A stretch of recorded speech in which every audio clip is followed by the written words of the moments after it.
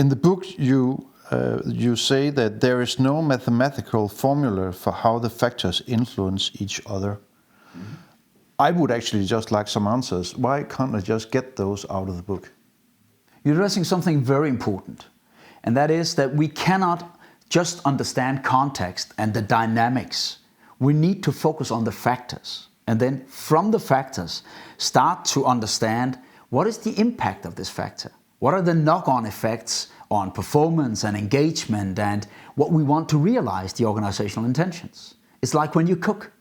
If you look into the pot, well, it's cooking. But if you want to change the course, how it tastes, you'll be looking for which ingredient do I want to add?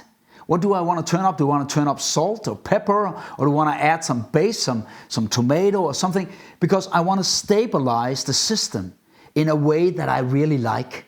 So when I look into an organization, what the book does is that it pinpoints those factors, the handles you can pull. And if you start pulling them in a certain direction, the book describes what are the effects of doing more or less of this.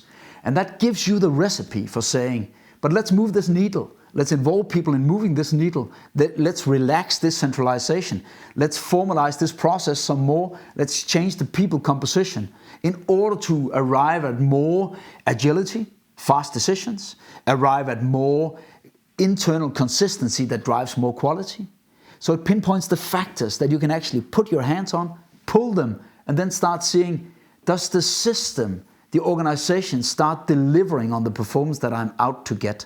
And that is the practical approach of actually addressing the system.